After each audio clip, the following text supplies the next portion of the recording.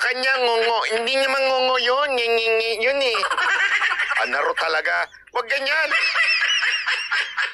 Tapos gusto mong makipag-debate sa akin. Tignan niyo yung sinabi niya.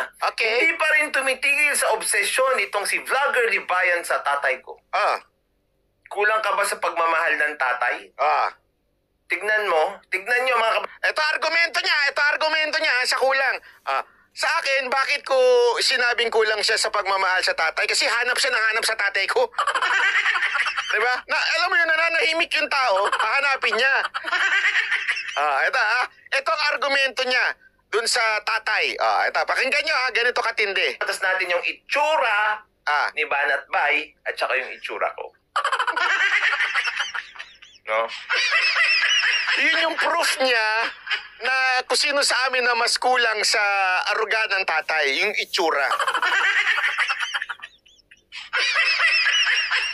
Tapos inisip ko talaga ng maigi, sabi ko, itsura ang basihan ng kulang sa aruga ng tatay. Ayan, hello mga kaibigan, isang magandang araw po sa ating lahat. Kumusta po kayo mga taga Luzon, Visayas at Mindanao at sa lahat ng makakapanood po ng video reaction na ito. Naway nasa mabuti po kayong kalagayan at ligtas sa anumang kapamakan.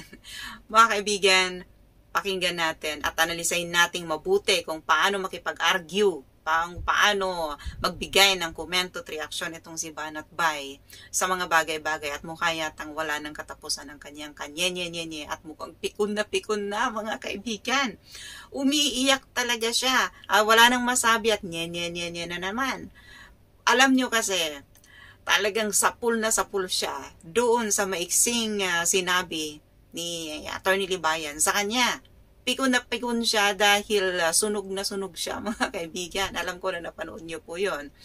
Kaya ito si Banat Bay hanggang ngayon umiiyak. Umiiyak mga kaibigan. Tandaan ninyo, sino ba ang nagkaladkad sa tatay niya dito sa social media? Di ba siya din? Lagi niyang ipinagmamalakit, pinagyayabang ang tatay niya na isang UP Diliman, no? Nakagraduate sa UP Diliman at abogado ito. At sabi pa nga niya, one take lamang sa bar exam, pasado agad. So, syempre, dahil hinamon niya si Atty. Libayan na isang abogado, alangan naman napapatulan siya. Para na yan na isang boksingero, parang si Manny Pacquiao, na makikipagsuntukan sa isa ng hindi naman boksingero. Ganyan ang mangyayari mga kaibigan. At ano ba ang magiging resulta sakaling makipag-debate si Atty. Libayan dito sa isang Banat Bay? Diba? Magmumukha itong katawa-tawa at sayang ng oras kung mapapanood ng mga tao. Wala naman ang matututunan dito mismo sa channel ni Banat Bay. Anong maririnig natin kapag nagdebate sila? Diba lahat, baka lahat nye at kayabangan. So dahil narinig natin at nalaman ni Atty. Libayan na isang abogado yung kanyang tatay, kaya yun ang hinamon ni Atty. Libayan. Ilabas mo yung tatay mo na isang abogado para kami ang magdebate, hindi ikaw. Diba? Ngayon, walang mailabas na tatay itong si Banat Bay. Paano namin papaniwalaan? Paano paniniwalaan ng mga viewers na ang tatay mo nga ay isang abogado? Mukha yatang totoo na ikinakahiya ka ng tatay mo. Isa siyang abogado tapos ang anak niya ay isa lamang na Banat Bay. Na kung makipag-argumento ay ganito pa. Balita pa namin, no? Naririnig kasi namin dito sa social media na ikaw daw ay lumulokso na parang palaka. Kung saan yung may tubig, doon ka. Lalo na kapag eleksyon. Diba? Alam mo yan sa sarili mo. At ito na nga, paano mo mapapatunayan yung mga sinabi mo na sa huli si Atty. Libayan ang iiyak. Na mukhang dito, yung mata mo ay mugtong-mugto na. Ilang tissue ba yung naubos mo sa kaiiyak mo? Pikon na pikon ka na, di ba? Kasi sunog na sunog ka. Lahat ng sinasabit panagyayabang mo, bumabalik din sa'yo. Di ba? Dapat sa'yo ay doon sa mga comedy, hindi sa mga ganito. Kasi ang nag-uusap dito, no, nag-aaral ang mga kabatas patungkol sa batas. No? Hindi kami nandito para pakinggan lamang kung ano yung mga nyenyenye mo. At dito nga mga kaibigan, nakakalungkot ang channel nito. No? Wala na sigurong masyadong naniniwala dito dahil ang kanyang subscribers, oo, napakarami. Kasi matagal na itong vlogger. Ilang taon na ba itong vloggers at wala yatang ibang ginagawa ito, di ba? Araw-araw na nag-live, tapos yung live niya puputol-putulin, i-re-upload. Bukod pa dyan, may mga shorts pa siya. Di ba? Mga shorts videos. Di ba? So, ibig sabihin, talagang free ito. At ito lang yata yung kanyang source. Di ba? Bukod doon sa hinahawakan niya ng mga babae. No? Na mga, ano ba yan? Mocha girls. So, ito, nakakalungkot ang kanyang channel dahil sa kabila ng napakarami na subscribers, ang kanyang views ay napakakaunti, mga kaibigan. So, hindi balance. Diba? Mukha yatang nagsawa na at hindi na pinapaniwalaan itong si Banat Bay. Diba? Marami na nagsabi at nag-comment ng mga nakaraan na mga videos ko na dati daw sila na nakasubaybay kay Banat Bay. Pero nung nagkaroon ng Attorney Libayan dito sa social media, nagkaroon ng batas natin, lumipat sila. Kaya siguro isa pa yan sa napipikon itong si Banat Bay kay Attorney Libayan dahil baka alam niya na yung dating nagko-comment dyan sa mga live streaming niya ay nandito na sa batas natin. Alam mo kasi, ang mga tao ay wise na ngayon. Ang gusto nila ay matuto. No? Matuto patungkol sa batas at hindi sila maging mangmang at hanggang dyan na lamang. Diba? Kahit pa paano, may pakinabang yung minuto o oras ng panunood nila. Katulad mo, nagla-live ka ng mahigit 3 oras minsan, 2 oras. Tapos wala naman ang matututunan ng mga taong manonood sa iyo. Diba? Kundi ang maririnig lamang yung mga laugh track. Mas marami pa nga yung laugh track na piniplay mo. Diba? Kaysa sa mga paliwanag mo. O, diba? O, sige, pakinggan natin mga kaibigan kung paano makipag-argumento ang isang Banat Bay. Alright, yan. Magandang araw mga kapatid natin at welcome sa isa namang live stream. Mga kapatid natin, paiyakin lang natin saglit si Banat Bay. Unang-unang agenda. Tandaan niyo yung salitang paiyakin natin si Banat Bay. Tandaan niya na yung salitang paiyakin natin si Banat Bay. Mamaya babalik natin yan. Kasi yung salitang paiyakin natin si Banat Bay, sa dulo siya mapapahiya. Siya ang umiyak. Bay, no? Kumikita ka sa kasinungalingan. Kasi sinabi mo, na i-delete mo yung channel mo. Pag i-delete ko ang channel ko pag napatunayan mo nanghingi ako. Nanghingi ba ako? Hindi. Mula yan mismo, no?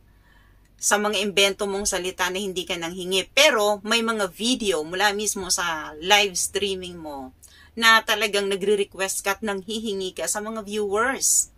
Diba? Isa na sa mga pwedeng patunay yung nagpa-interview kay Kayo. Diba?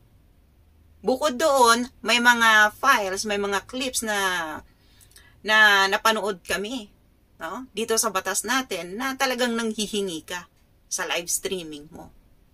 'Di ba? So, sinungaling ka nga. Sabi mo, i-delete mo yung channel mo. Bakit naandyan pa siya hanggang ngayon? Baka naman wala ka talagang ibang source. Yan lamang. 'Di ba? Ibig sabihin, wala kang isang salita. Kung talagang matapang ka, dahil sinabi mo, 'di ba? Na i-delete mo yung channel mo. 'Di ba? Dapat i-delete mo na. Pinatunayan mo sana, mukhang baka mas bibilib pa kami kapag dinilit mo yung channel mo. 'Di ba? Baka maniwala kami sa mga sinasabi mo. Kasi meron kang isang salita kung na-delete mo yung channel mo. Pero hanggang ngayon, naandyan pa rin. 'Di ba? Meron na ba magpapatunay dito nang nanghingi ako? Kay Anarot, oo. Kasi ito si Anarot, pahama ka talaga eh. Sa mga girls. Isipin mo, yan ang mga example nila kay Anarot, kay Randel Bunagan, at sa Mocha Girls. Walang nag-i-example na nanghihingi ka dyan sa mga binanggit mo. Wala pa akong napanood ng mga vloggers, no? Na ganyan ang kanilang basihan o sila no? Na hinihingian mo.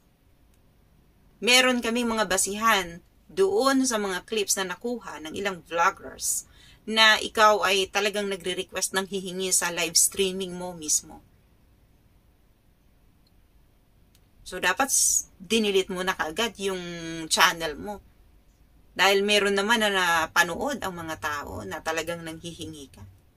Diba? Sa live streaming mo. Yun daw, alam mo, sabi ko nga nung napakinggan ko yon, sabi ko, no wonder kaya natatalo to sa kaso eh. Hindi, alam mo, no wonder talaga kaya natatalo to sa kaso. Kasi ba't... Ano bang kaso, Banat Bay, ang pwede mong ibalandra sa mga manonood na natalo si Attorney Libayan? Doon ba sa disqualification case? Bakit? Tapos na ba yun? Diba? Natouch ba ng COMELEC yung kaso na yon? Diba? At nag-appeal na si Attorney Libayan tungkol doon. So, ibig sabihin, wala pang natatalo, wala pang nananalo. Wala pa, hindi pa tapos ang kaso. Huwag mong sabihin na tapos na at patalo na si Attorney Libayan. Kung ang Supreme Court mismo ang nagdesisyon, no, na mali nga ang ipinaglalaban ni Attorney Libayan sa kung anumang kaso, pwede mong sabihin na talo siya. Pero hanggang ngayon, wala pa naman kaming nalalaman na natalo si Attorney Libayan. Diba? Hindi na-touch yung merit ng kaso. Diba? Yung disqualification case, na-touch ba yung merit ng kaso? Hindi. At nandun na nga, nakapag-appeal na si Attorney Libayan. Ibig sabihin, wala mang nananalo o natatalo. Ano ang basihan mo na natalo si Attorney Libayan? Sa mga kaso kamo, magbigay ka kahit isa. Diba? Hindi yung pinapaniwala mo yung mga tao, ng mga viewers mo, ng mga tuto. Na si Attorney Libayan ay mahina at laging talo sa kaso. Meron ba siyang naging kaso patungkol sa iyo na sinasabi mo na ang mga patunay ay yung mga hinihingian mo na mga nabanggit mo, Mocha Girls o kung sino pa man yan? Diba? Tinutwist mo lamang ang usapin patungkol nga dito sa tatay mo na hindi mo mailabas sa social media, ipinagmamalaki mo pa man din. Ilang beses mong nabanggit na ang tatay mo ay mula pa sa UP Diliman. At isa siyang abogado. One take lang ng bar exam, pasado agad. At minamaliit mo sa Attorney Libayan dahil nakadalawang take ng bar exam bago pumasa. Diba? Ikaw, ano ka? Dapat sana mas mataas ka sa abogado para pwede mong sabihin, maliitin ang isang abogado. Pero kung hindi ka abogado, mukhang nakakahiya na mamaliitin mo, no? Yung profesyon ng isang lawyer. Diba? Ira, pupunta ka sa kasong ebidensya mo, Mocha Girls, Anharot at saka si Randel Bunagan. O, eto, nangingi ka, o. Kay Anharot, o, kay Randel Bunagan, at saka sa Mocha Girls. Sakit mo sa bangs, brad? Ngayon, ginagamit mo pa rin yung channel. Oh, by the way, Anharot, yung ribbon, ha? Kasi paninindigan ko na hiningi ko yung ribbon. Hanggang ngayon, wala pa. Niloloko mo ako, Anharot, ha? Mo na dapat deleted na. Mahiya ka naman sa mga nagbibigay sa'yo ng pera. Tuparin mo yung mga sinasabi mo. Okay? Yan yung una. Pangalawa, si Banat Bay, mga kabatas natin, feeling talaga matalino. Hoy, wala akong sinabi! Sabi ko nga, bobo ko eh!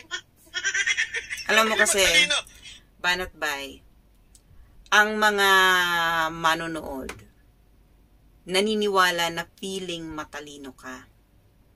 Alam mo kung bakit?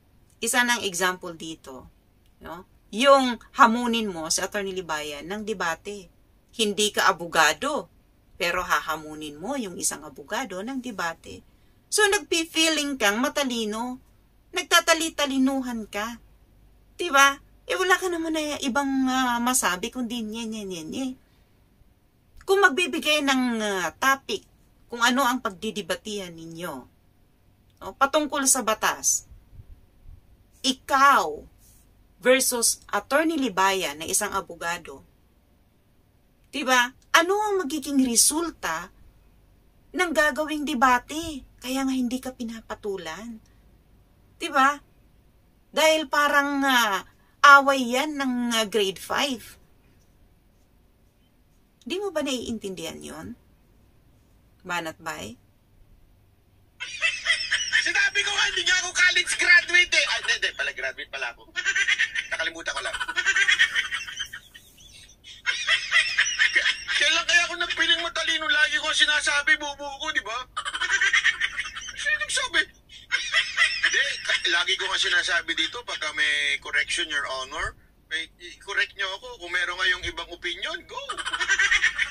Nye lang naman ang alam mo, tapos gusto mong makipag-debate sa akin. Alam mo, natatawa ko dyan sa nye. Kasi inaasar niya ako doon sa nye. At least yung nye kung maganda. Yung nye. Kaya hindi talaga matatapos itong si Banat Bay, mga kaibigan, sa nye. Pinahaba niya na ng pinahaba yung kanyang reaksyon, yung kanyang komento at sagot doon sa mga sinabi ni Attorney Libayan sa kanya. Pinahaba niya na ng pinahaba, pero nakastuck pa rin siya dyan sa nye. Diba? Nakikipagmagandahan pa siya kung sino daw ang mas maganda na magsabi ng nye. Siya ba o si Attorney Libayan? Diba? Kahit kailan hindi naging maganda, no? Ang nye dito sa social media. Dahil unang-una, no? Wala naman na kwenta yan. Yan lang talaga ang alam mo, Banat Bay. Yan ba ang itinuro sa'yo ng isang abogado na tatay mo? Mula pagkabata, kapag makipag-argumento ka, wala kang masabi, makipag-nye ka na lang.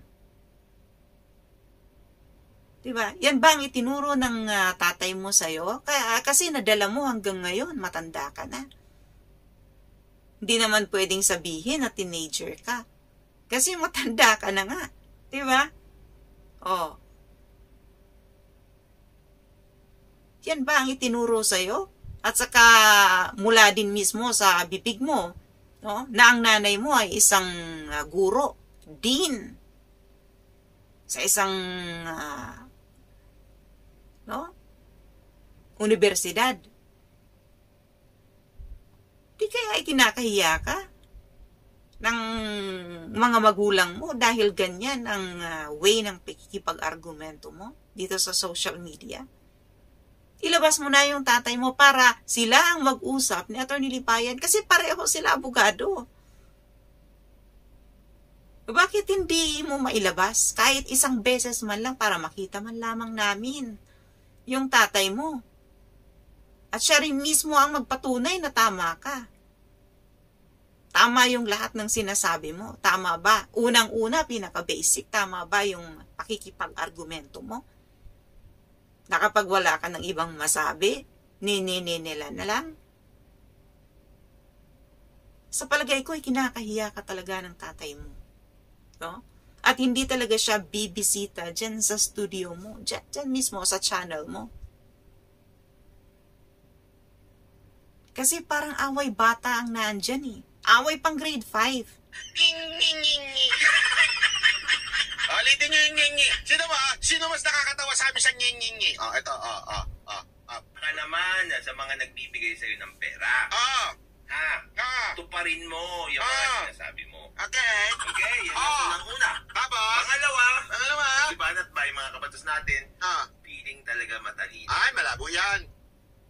Nye lang naman ang alam mo.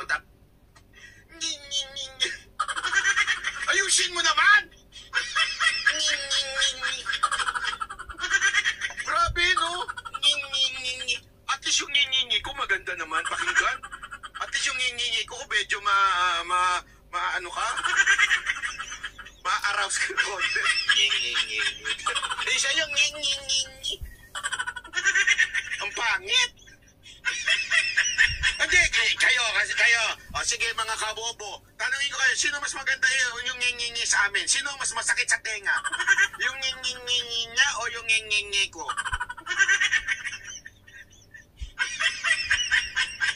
Sa kanya ngungo, hindi niya mangungo yun, ngingingi yun eh. Wala talagang walang masabi. Dito natin mapapatunayan mga kaibigan na wala talaga siyang ibang masakit. May sagot doon sa mga sinabi sa kanya. Nasa pool siya, no? Ni Attorney Libayan. Kasi kung talagang meron siyang isasagot na medyo maayos, titigil na siya sa pagnyenyenyen niya. Kanina pa tayo, di ba mga kaibigan, pinapanood natin, pinapakinggan natin itong si Banat Bay. Hindi siya humihinto doon sa nyenyenyenyen niya. Diba kaya siguro nagsawa na yung mga viewers nito, no? Kasi wala naman talagang matututunan sa mga sinasabi niya. Diba? Andaro talaga, wag ganyan. Dumako ka na doon sa pinakatapik. Tignan niyo yung sinabi niya. Okay. Hindi pa rin tumitigil sa obsesyon itong si Vlogger Libayan sa tatay ko. Kulang ka ba sa pagmamahal ng tatay? Tignan nyo mga Ito argumento niya sa kulang. Sa akin, bakit ko sinabing kulang siya sa pagmamahal sa tatay? Kasi hanap siya ng hanap sa tatay ko. Diba? Alam mo yun, nananahimik yung tao, hahanap. Hindi naghahanap si Attorney Libayan. Tinutuwis talaga mga kaibigan, no? Nito ni Banat Bay ang sarili niyang kasinungalingan. Diba? Walang naghahanap sa tatay mo. Kaya namin nababanggit ang tatay mo, lalo na si Attorney Libayan, dahil ipinagyayabang mo siya. Ikaw mismo ang nagkaladkad sa tatay mo dito sa social media. Ipinagyabang mo siya. Kaya nalaman ni Attorney Libayan na isa siyang abogado. Diba? Kaya wag mong ipagbintang kay Attorney Libayan na hinahanap niya yung tatay mo. Diba? Kasi ikaw mismo ang nagkaladkad dyan sa tatay mo dito sa social media. Pinahiya mo siya. Diba? Isa pa man din siyang abogado. Mula dyan sa bibig mo. Ngayon, hinamon mo si Attorney Libayan. Papatulan ka ba? Siyempre hindi. Nalaman niya na abogado ang tatay mo. Kaya, mas maganda kung sila ang mag-usap. Abogado sa abogado. Diba? Ang hirap mong umintindi, Banat Bay. Mahirap bang intindihin yon?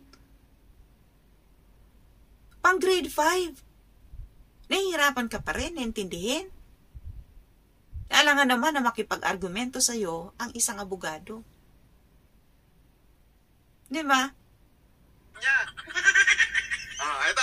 Ito ang argumento niya dun sa tatay. Ito, pakinggan nyo ganito katindi. Patas natin yung itsura ni Banat Bay at saka yung itsura ko. No? Yun yung proof niya na kung sino sa amin na mas kulang sa aruga ng tatay, yung itsura. Tapos inisip ko talaga ng maigi, sabi ko, itsura ang basihan ng kulang sa aruga ng tatay. I think that's the most intelligent way to describe